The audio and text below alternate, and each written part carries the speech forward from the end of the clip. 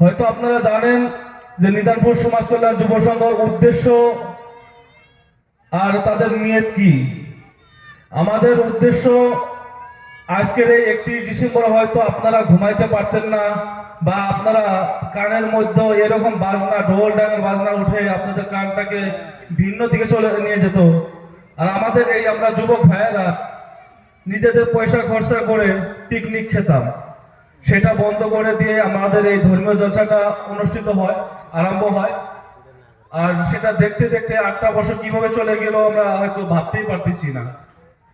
আমাদের মধ্যে থেকে ইতিমধ্যে এই সভাতে যারা ছিলেন, আমাদের যুব সংঘের সাথে যারা জড়িত ছিলেন, অনেকেই পৃথিবী থেকে বিদায় নিয়েছেন।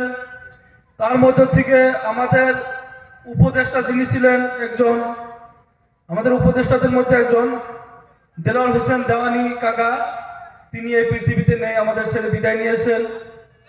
এই যুব সংঘের 4র্থ বার্ষিকীর এই ধর্মীয় সভার যিনি সভা সভাপতি ছিলেন মুফতি ইউসুফ সাহেব, উনিও এই পৃথিবী থেকে বিদায় নিয়েছেন। আমাদের এই যুব সংঘর কার্যকরী সদস্য জহিরুল ইসলাম বাবু, এখানে তার বাড়ি, তিনিও আমাদের ছেড়ে বিদায় নিয়েছেন। আমরা হয়তো কোন দিন কিভাবে বিদায় নেব তা জানি না। তো যতটা দিন আসি ইনশাল্লাহ আমরা দিনের পথে চলার চেষ্টা করব, আমাদের আলেম ওলামাদের কথাগুলো মেনে চলার চেষ্টা করব। বিশেষ করে আমাদের যুবক ভাইদেরকে বলছি, আমরা যারা সভাটা অনুষ্ঠিত করি, আমরা সবার হয়তো 2টা দিন বা 3টা দিন, যে যখন আমরা সভাটা আরম্ভ করি তখনই হয়তো আমরা মাথায় টুপিটা লাগাই, নামাজটা পড়ি, তারপরে হয়তো আমরা লাহে লাহে ভুলে যাই। আমি অনুরোধ করব যে আমাদের ইসলামে কোনো ড্রেস ফরজ করে নাই, যে পাঞ্জাবি পড়তে হবে, টুপি রাখতেই হবে, পায়জামা পড়তে হবে, সেটা কোনো ফরজ না। ফরজ হলো নামাজ। তো আমরা লং পেন্ট শার্ট পিন্দি আর যেভাবে থাকি, 70 টাকা থাকলে আমাদের নামাজ হয়ে যাবে। তো আমাদের যুবক ভাই বন্ধুদেরকে সেটা আহ্বান জানাবো যে আমরা সবাই 5 ওয়াক্ত নামাজ আদায় করি। আমাদেরকে আজকে আমাদের এই মুরব্বীরা হয়তো আমাদের দিকে বলে যে তোমরা সভা করে কি করো, হয়তো আমাদের কিবা দোষ পেয়েছেন, আমাদের কিবা সংশোধন হওয়াটা আমাদের দেখে নাই, সেই জন্য হয়তো বলে এই কথাটা। তো আমরা সেটুকু সংশোধন হওয়ার চেষ্টা করি।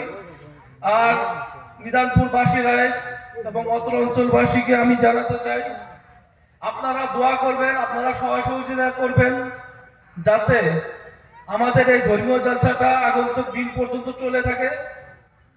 আমরা মরে যাব, আমাদের পরবর্তী প্রজন্ম যাতে চালিয়ে নিতে পারে, এবং আমাদের ওলামা ইকরামদের তাদের কাছে দোয়া কামনা করছি। আর আমাদের নিদানপুরবাসীদের কাছে সহযোগিতা কামনা করছি। আজকের এই সভায়, আমাদের এই সভা অনুষ্ঠিত করতে গিয়ে হয়তো কারোর সাথে কথাবার্তা, হয়তো কারোর সাথে দেখা হওয়াতে কথাবার্তা ভালো করে হয়তো বলতে পারিনি।